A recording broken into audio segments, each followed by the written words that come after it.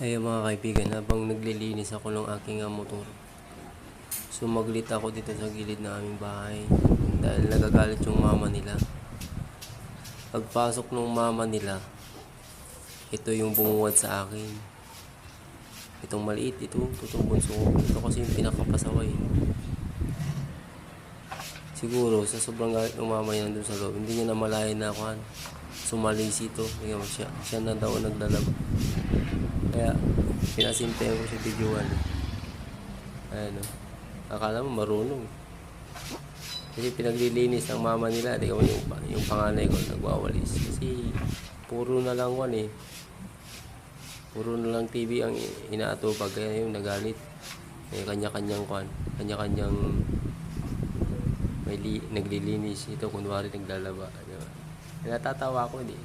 Pasimple kong binibidyoan yan.